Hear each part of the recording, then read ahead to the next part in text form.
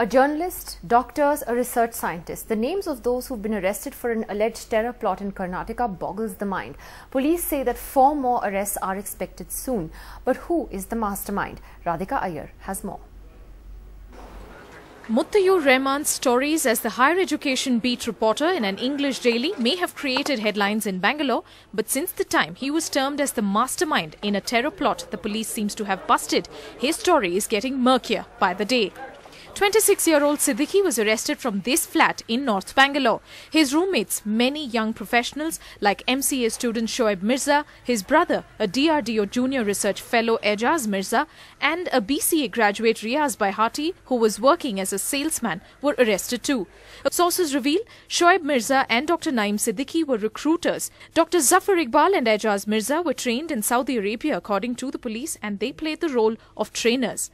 Akram, Riaz and Yusuf helped with the logistics. Imported weapons, cartridges, laptops, mobile handsets, several SIM cards, etc. have been confiscated. The families of the youth arrested are consulting lawyers.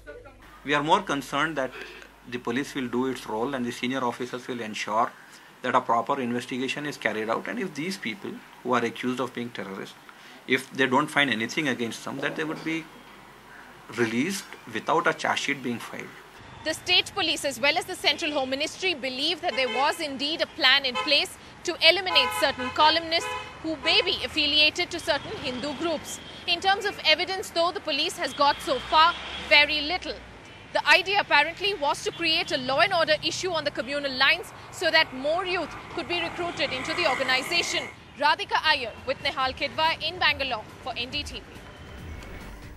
So what is it that drives educated young men to extremism? It's not the first time this has happened. At least in global terror, we have seen examples of this in the past, particularly after 9/11. But here in India, this is perhaps the first time we're hearing about this. We have Tarun Vijay, the national spokesperson of the BJP, with us, Professor Mushirul Hassan, historian, with us in the studio, and also Saeed Akmal Razvi, who is an advocate with the High Court, and the secretary of the Association for the Protection of Civil Rights, which is a group that is actually representing many of the young men who have been arrested and fighting for their civil rights. Let me first ask Praveen Swami, because you've written on this extensively, Praveen, and on security issues. What strikes you as really worrying here? I mean, we've seen educated, well-educated graduates from the LSE and other such institutes coming into terror globally. What is it about India that's changing now? Well, you've actually had this happen in Bangalore before. You had 2 computer engineers in 2008. You had an earlier case which is still winding its way through the courts. You had the famous case of Kafil Ahmed, a doctoral student abroad who went and then blew himself up at Glasgow airport, who was also from Bangalore.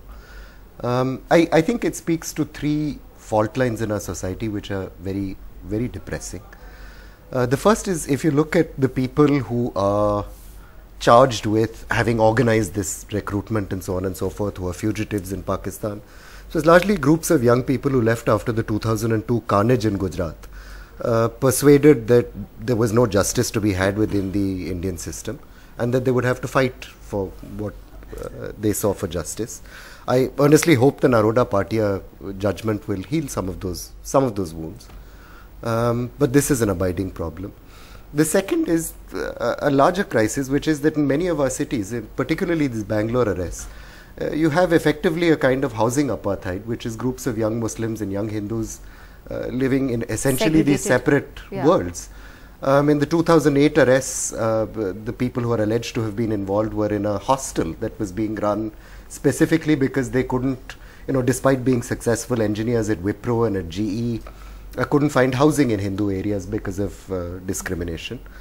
And this creates these sort of like pools of, discontent.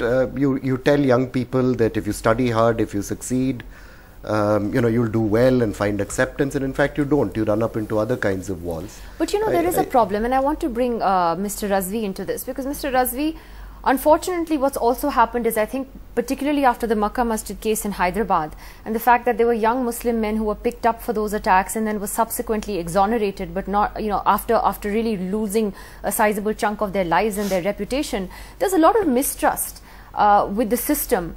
And this is not to say that we really don't know where this investigation is going to lead, so we're not going to comment on that. But there is a lot of skepticism about what the police now say to us. I completely agree with you. The fact remains that the political situation and the interference of the politicians in the police system forces them to file charge sheets even when they find that many of the accused should be probably left out of the charge sheet. And the new trend that that's happening, and which is also very disturbing, is the charge sheets run into several thousand pages, ranging from 5,000 to 15,000 pages. And it is virtually impossible to finish the trial in a reasonable time. And if you acquit them after 10 to 12 years, their entire life is wasted. I just hope that the policemen would go by their professional duties and ensure that if there's no proof against some of them, that they would be discharged even before the charge sheets are filed. India's #1 news app just got even better. Download NDTV's new app. Fully optimized for retina display. Full screen view. Faster response time. And Sudoku. NDTV's new iPad app.